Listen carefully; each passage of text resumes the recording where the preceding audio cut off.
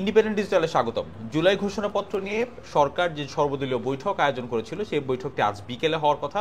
এরই মধ্যে বিএনপির তরফ থেকে জানানো হয়েছে সেই বৈঠকে বিএনপি অংশগ্রহণ করবে না। এইসব নিয়ে কথা বলবো। সঙ্গে আছে ইন্ডিপেন্ডেন্ট ডিজিটালের প্রধান বার্তা সম্পাদক তানভীর সোহেল, আমি আছি সুপ্রিয় শিকদার। তানভীর, একদম শুরুতেই চলে যায় যে বিএনপি সিদ্ধান্ত জানিয়েছে তারা আজকের বৈঠকে প্রধান উপদেষ্টার সঙ্গে যে বৈঠক সেখানে অংশগ্রহণ নিচ্ছে না। বিএনপি এমন সিদ্ধান্ত কেন নিল? এটা সত্যি আসলে বেশ ইন্টারেস্টিং একটা সিদ্ধান্ত, এবং আমার কাছে বিএনপির ব্যক্তিগতভাবে সিদ্ধান্তটাকে তাদের দিক থেকে যে ব্যাখ্যা তারা আমাদের সাথে কথা সঙ্গে বলেছেন সেটা কিন্তু বেশ যৌক্তিক মনে হয়েছে। এবং যদি আমরা এই কেন তারা গেল না এটা যদি হয় তাহলে একটু ব্যাকে চলে আসা উচিত, আমাদের পেছন ফিরতে হবে। যে আপনারা জানেন যে স্টুডেন্টরা ঘোষণা দিয়েছিল যে তারা 31 ডিসেম্বর যে ঘোষণাপত্রটা, জুলাই ঘোষণাপত্র, এই ঘোষণাপত্রটা তারা দিবেন, এবং সেটা শহীদ মিনারে। সেজন্য কিন্তু লোক বল আসছিল, জনগণ আসছিল অনেক, তারা বিভিন্ন সারা দেশ থেকে তারা তাদের ছাত্র লোকজনকে আমন্ত্রণ জানিয়েছিল সেখানে আসার জন্য। পরবর্তীতে কিন্তু সেটি তারা একটা বৈঠকের সিদ্ধান্ত করে সেটা বাতিল হয়। এর পেছনে কিন্তু অনেকগুলো কারণ আছে, যে তারা তখন কিন্তু সরকার বলেছিল যে এই ঘোষণাটা আমরা দিব, সরকারের পক্ষ থেকে তরফ থেকে দেওয়া হবে। তো তার জন্য তারা পাঠিয়েছিল যে স্টুডেন্টদেরকে একটু সময় নেওয়ার জন্য। এবং আপনারা জানেন যে ওইটা হওয়া না হওয়া নিয়ে কিন্তু অন্তরালে অনেক কিছু ঘটেছে। সেটি প্রধান উপদেষ্টার কার্যালয় থেকে শুরু করে বিভিন্ন দলগুলোর মধ্যে, সেখানে জামাত ইসলাম একটা পার্ট ছিল যারা এটা সমর্থন ছিল। বিএনপি কিন্তু তখন থেকেই এটার বিরোধিতা করে আসছে। আমি দায়িত্ব নিয়ে বলছি, আমার তখন বিএনপির অনেক নেতাদের সঙ্গে কথা হয়েছে। এই ঘোষণাপত্রে বিশেষ করে কোন জায়গাটাতে তারা মূল তাদের ছিল, প্রবলেম ছিল, সেটি হচ্ছে যে এই যে অভ্যুত্থানের পর তারা টোটাল সংবিধানটা বাতিল করে দিতে চায়, যেটি তারা একটা নতুন করেছে যে মুজিববাদী সংবিধান, যেটা এটা তারা রাখতে চান না। বিএনপি কিন্তু 71 মুক্তিযুদ্ধ, এই বিষয়গুলো এবং এই সংবিধান, এটি যে একটি রক্তের মাধ্যমে মুক্তিযুদ্ধের মাধ্যমে অর্জিত একটা সংবিধান, এই পক্ষ কিন্তু তারা সবসময় ওন করে। এটাকে তারা মনে করে যে প্রয়োজন থাকলে সংস্কার যে কোনো কিছুতে করা যেতে পারে, পরিবর্তন করা যেতে পারে, কিন্তু মুক্তিযুদ্ধ একটি অনেক বাঙালির ইতিহাসে সবচেয়ে বড় বিষয় মুক্তিযুদ্ধ। সেই মুক্তিযুদ্ধকে ডিনাই করে দেওয়ার মতো কোনো কিছু তারা চিন্তাও করে না, এবং সেই মুক্তিযুদ্ধের মাধ্যমে যে অর্জিত যে সংবিধান সেটিকেও তারা দিতেই হবে, বাতিল করে দিতে হবে, এটিও তারা মনে করে না। এবং এই সংবিধান যে মুজিববাদী সংবিধান, এটিও তারা মনে করে না। মুজিববাদ শব্দটার আমি বিএনপির অনেক নেতার কাছে তখন শুনেছি, তারা বলেছে যে এই শব্দটা মুক্তিযুদ্ধের সময় একটি অংশ ছিল যারা মুজিব বাহিনী বলা হতো, কিন্তু মুজিববাদ নিয়ে আমরা খুব বেশি কখনো ওরকম আলোচনা শুনি নাই।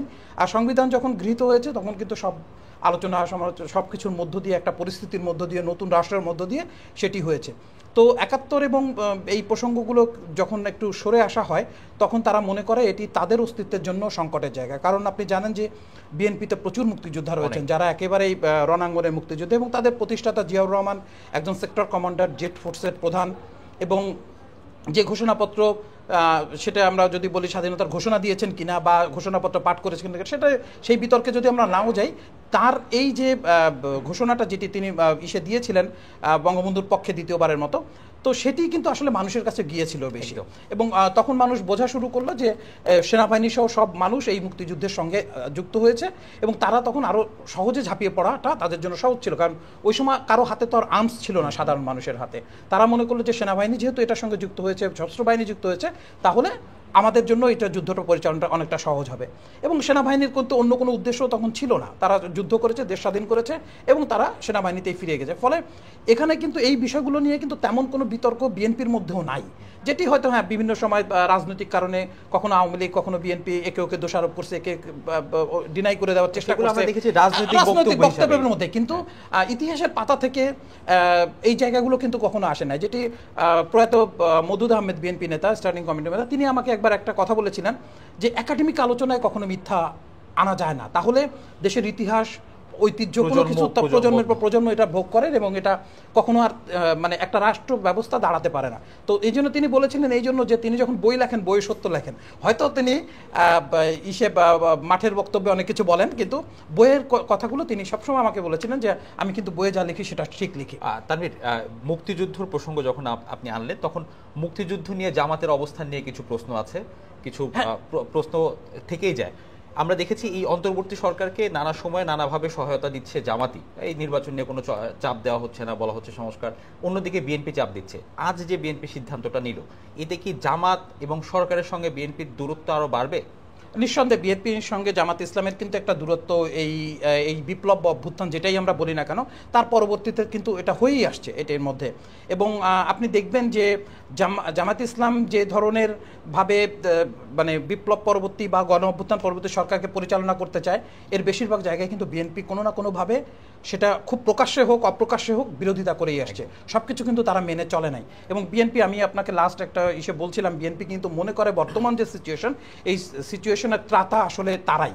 কারণ তারা আওয়ামী লীগ এই মুহূর্তে মাঠে নাই, বড় রাজনৈতিক দলের মধ্যে আওয়ামী লীগ মাঠে নাই, বড় দলগুলোর মধ্যে তারাই এখন মাঠে আছে। ফলে রাষ্ট্রের কোনো ভালো মন্দ কোনো কিছু যদি তাদের কারণে ঘটে যায়, মন্দ কিছু হয়, তাহলে মানুষ কিন্তু তাদেরকেই দায়ী করবে সবচেয়ে বেশি। ফলে তারা অত্যন্ত বুঝে শুনে এখন পথ চলার চেষ্টা করেন এবং তাদের কাছে তাদের মূল লক্ষ্যই হচ্ছে নির্বাচন।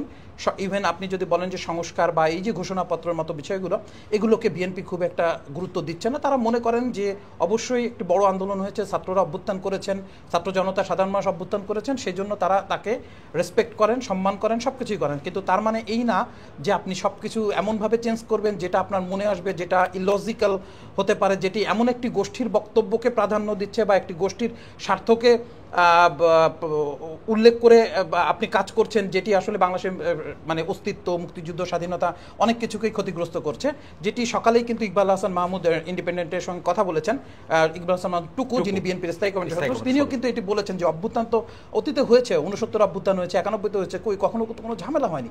তো এখন কেন এই অভ্যুত্থানের পরবর্তীতে এত কিছু, এত সমস্যা কেন তারা সামনে নিয়ে আসছে? এবং ছাত্রদেরকেও তিনি কিছুটা ভৎসনা করেছেন। তো এই জায়গা থেকে আমি মনে করি যে বিএনপি যে সিদ্ধান্ত নিয়েছে, তারা অত্যন্ত ভেবেচিন্তেই সিদ্ধান্ত নিয়েছে, বড় রাজনৈতিক দল, এবং তারা কিন্তু শুরুতেই এই ঘোষণাপত্র নিয়ে তাদের মধ্যে একটা দোটানা ছিল, যেটি তারা পরিষ্কার করেছেন। এবং যেহেতু ঘোষণাপত্রটা তখনও সরকারের চাপের কারণেই ওরা ছাত্ররা সে ঘোষণাপত্র দিতে পারে নাই, এবং সে তার জন্য ওরা আবার 15 তারিখ সময় বেঁধে দিয়েছিল, সেটিও কিন্তু কার্যকর হয়নি গতকাল পর্যন্ত। নতুন করে এই ঘোষণাপত্রের আলোকে বিএনপি আসলে কোনো দায় নিতে চায় না।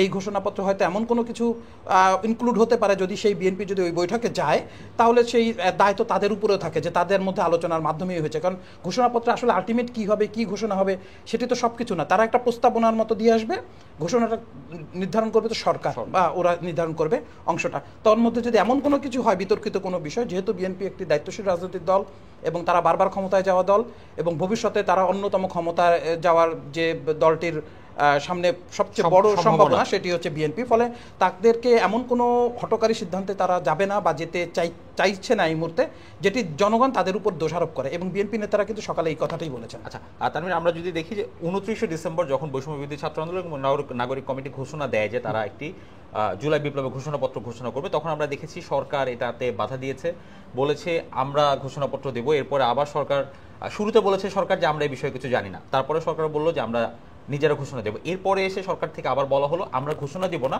আমরা পুরো প্রক্রিয়াটায় সহযোগিতা করব, এবং সেখানে বলা হলো একটি ঐক্যমতের ভিত্তিতে এই ঘোষণাপত্র দেওয়া হবে।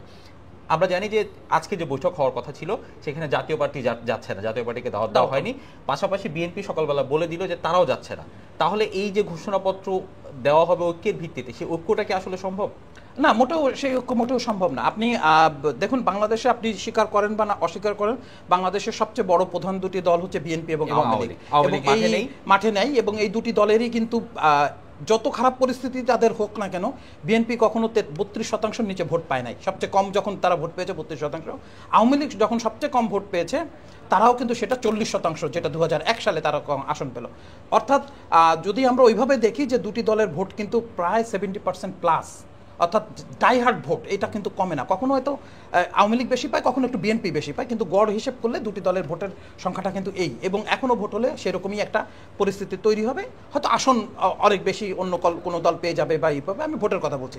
তো এই যে 70% লোককে আপনি বাদ দিয়ে একটা চিন্তা করছেন, বা যারা আমরা বলি ভ্রাম্যমান যাদের বলি, বা যারা ঠিক এখনো সিদ্ধান্ত নিতে পারে না, দোদুল্যমান থাকেন, সেই লোকগুলোর মতামত এখানে কতটা গ্রহণযোগ্য হবে তা না। সেখানে শুধুমাত্র জামাত ইসলাম এবং ছাত্র যারা আন্দোলন করেছেন, এবং তাদেরও কিন্তু জনসমর্থন সেই মানে ওইভাবে রাজনৈতিক মাঠে জনসমর্থন নেই। নিশ্চয়ই শেখ হাসিনা পতনের সময় তারা বড় সমর্থন তাদের কাছে পেয়েছিলেন, কিন্তু এই ক্ষেত্রে এসে যদি হয়, এটি অত্যন্ত অল্প সংখ্যক মানুষের মতামতের ভিত্তিতেই আসলে এই ধরনের একটা ঐক্য প্রতিষ্ঠা করার চেষ্টা হচ্ছে জুলাই বিপ্লব ঘোষণাপত্র। তো তো যদি সেই ঘোষণাপত্র আসে তাহলে ধরে নেওয়া যাবে যে বিরাট একটা অংশ কিন্তু এই ঘোষণাপত্রের বাইরেই রয়ে গেল। তার মানে বিএনপির সিদ্ধান্ত আমরা কিছুক্ষণ আগে জানলাম, এর মধ্যে আমরা বৈষম্যবিরোধী ছাত্র আন্দোলন কিংবা নাগরিক কমিটি যেটাই বলি তাদের কারোর প্রতিক্রিয়া জানতে পারিনি। আপনার কাছে ছোট করে জানতে চাই, আপনার কাছে কি মনে হয় যে এখন কি তাহলে বৈষম্যবিরোধী ছাত্র আন্দোলন এবং বিএনপি দুজন মুখোমুখি হয়ে গেল? হ্যাঁ, নিঃসন্দেহে। আমি এটি একটু বলতেই পারি, যেহেতু আমি রিপোর্টিংয়ের সঙ্গে দীর্ঘদিন বিএনপি পিটে রিপোর্ট করেছি, বিএনপির অনেক নেতাদের সঙ্গে কথা হয়, গতকালকে রাতেও আমার অনেকের সঙ্গে কথা হয়েছে। এটা দীর্ঘদিনের সম্পর্কের কারণেই এই নানা বিষয় নিয়ে আলাপ হয়, কথা হয়, বোঝার চেষ্টা করি সাংবাদিক হিসেবে যেটুকু। তাদের সাথে এই দূরত্ব আজকে না, তাদের সাথে এই দূরত্ব আরও বেশ কিছুদিন আগেই তৈরি হয়েছে। তারা মনে করেছিল যে সহায়তা করা দরকার সরকারকে, কারণ সরকার আসছে, তাদের একটা নির্বাচন প্রক্রিয়ার মধ্যে যেতে হবে।